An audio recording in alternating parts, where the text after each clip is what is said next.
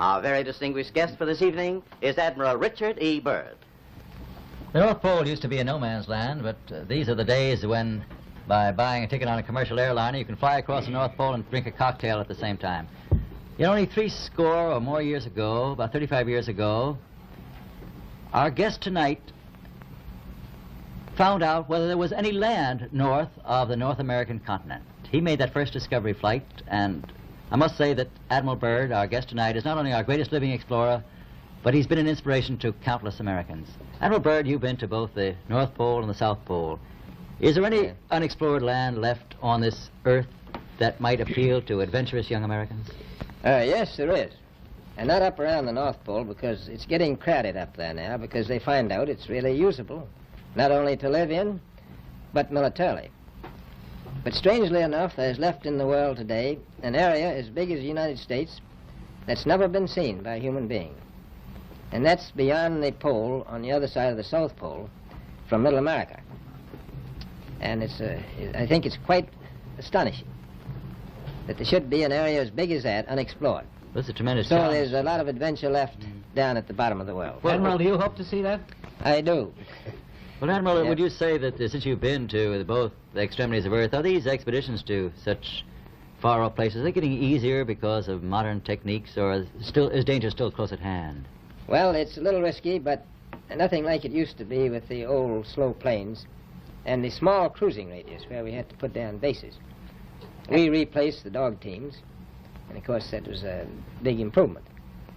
But now the planes go much faster and they're safer, and they have a much bigger cruising radius. You haven't got the danger of a terribly heavy load. Admiral, an expedition to which I believe you're the advisor is now en route. What is that expedition doing? Well, that's the icebreaker Atka, and it's a reconnaissance expedition. It's going down to the South Pole area to make certain observations and to look for some bases.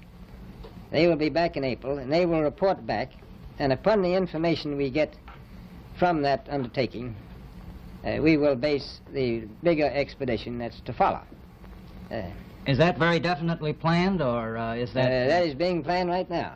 So I'm willing to say to you that there will be a number of expeditions that will follow, I think, year after year, at the bottom of the world, because the government has really become interested. Well, Admiral Byrd, I can understand, I think everybody can, the interest in the North Pole because it's so near our greatest challenger, Soviet Russia. But why this interest in the bottom of the world? Nobody living down there, is there? No, it's pretty cold. There's only one permanent resident, that's the emperor penguin. The little ones live further north. I tell you one reason they're interested. It's by far the most valuable, important place left in the world for science. That's why the scientific groups all over the nation are really interested. But more important than that, it has to do with the future of the nation, those to come after us, or even during your lifetime. Because it happens to be an untouched reservoir of natural resources. And, you know, as the world shrinks with an ever-increasing acceleration, far-flung places, once useless, like we thought the North Pole was, and no man's land, become very useful. The bottom of the world will be important, not only to us, but to our allies. I was going to ask you, does it have military importance? It has some, and as the world shrinks, it will continue to shrink with an ever-increasing acceleration, thus bringing these places closer. And in the future, I can see a time when it will be very, very important strategically. Well, has the development of air power increased the strategic importance of places like the very much Palmer so. Peninsula, we'll say? Very much so. Even now, if anything happened and we lost the Panama Canal, we would have to control the islands just north of Antarctica, which are part of Antarctica, then between there and Cape Horn. I've heard it said that there are 7 continents in the world, and one of them has never been seen by a woman, and that's Antarctica. Is that actually true?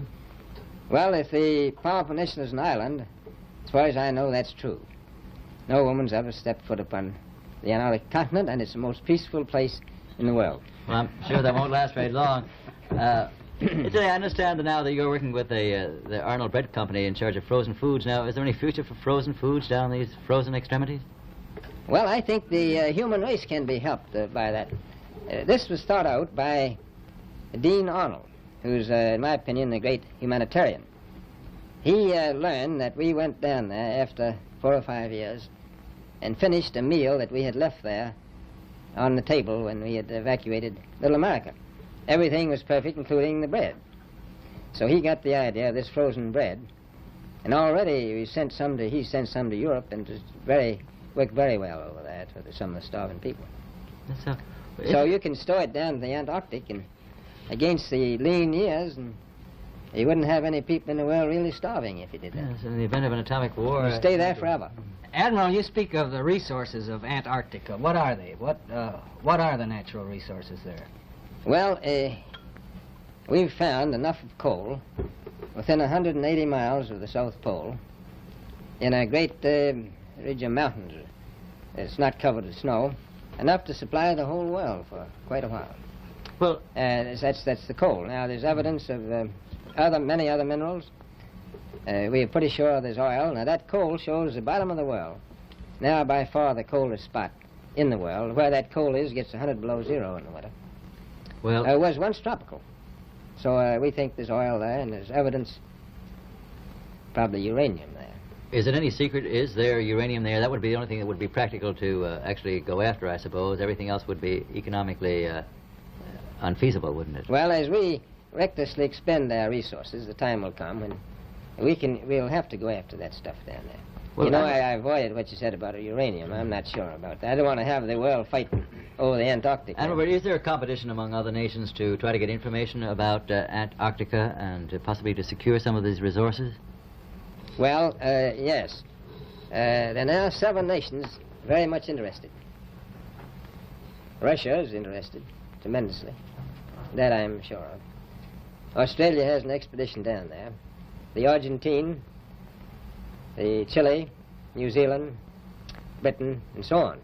Now, you can understand those people down there being interested because they live down there, the New Zealanders, the Argentinians, the Chileans, and the Australians. And so we don't do much about claiming anything. Admiral, you make this sound a little crowded. Are there that many expeditions now there or en route there?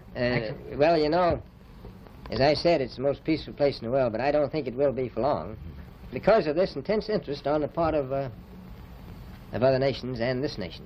Well, Admiral Byrd, are private expeditions a thing of the past? Is expedition and exploration, making expedition and exploration now purely a government function because of the tremendous cost No, I and don't think organization? so.